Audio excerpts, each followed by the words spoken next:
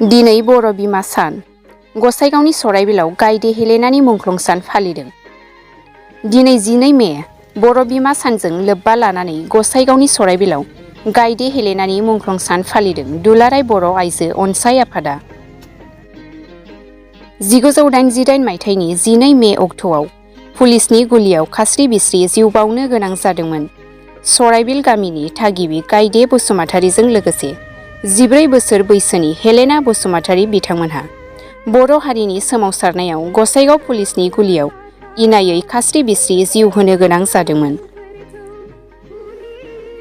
दिनै बर' बिमा सानाव हारिनि थाखाय जिउ बावनाय बर' आइजोफोरखौ गोसोखांनानै बिथांमोननिनो मांखरसालियाव गायदे हेलेनानि मुंख्लं खाम्फायाव बिबार बावनानै मान बावदों दुलाराय बर' आइजो अनसाय आफादा।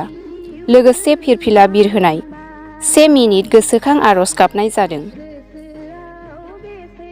नोंथांमोननि गासिबो निउस चेनेलनि दारै आंनि गासै बर' रायजो राजा आरो दुलाराय बर' आइजो अनसाय आफादनि साफ्रोमबो मावथिफोरनिसिम आंनि गोसो गोरबोनि अननाय मोजां मोननायखौ आं बावहरो।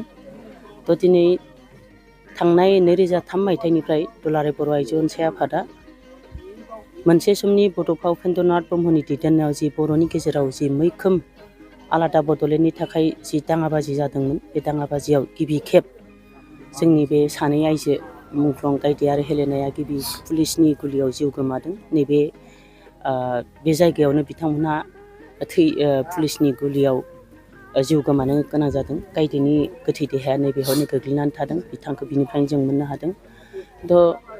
बे सानखौ जों बबे बिथांमोननि थैनायनि जि ओंथि, बे ओंथिखौ जोङो बबे बिथिंजों मा राहायै जों गोजोर खालामनो हागोन, बेखौ जोङो जोंनि गिबिनि जि जायफोरनिखि दैदेनगिरिफोर बै समनि बिथांमोनहा गोबां सावरायलायनायनि गेजेरजों थांनाय 2003 मायथाइनिफ्राय जों बेखौ मोनसे स्रा जादों जे जेतुके गोबां मुंख्लंफोरनि थाखाय गोबां बायदि मैया बिमुं होनानै जेतुके फोरबोफोरखौ फालियो।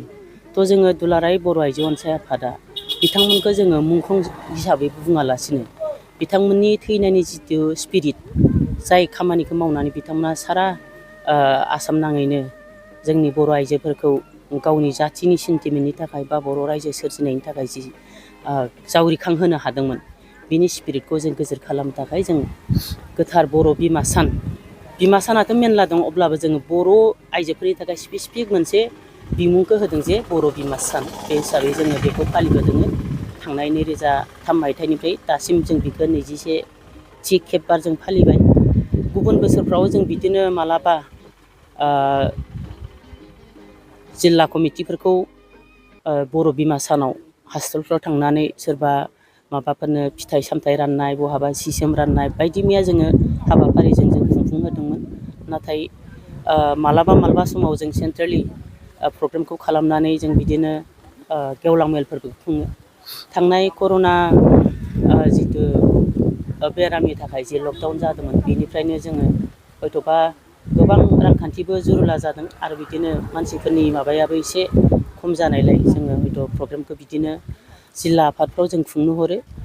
बिथांमोनहा जेरै हागौ सोरबाया गिदिर खालामो, सोरबाया फिसा आनसलिकफ्राव फ्लेग हइस्ट खालामो।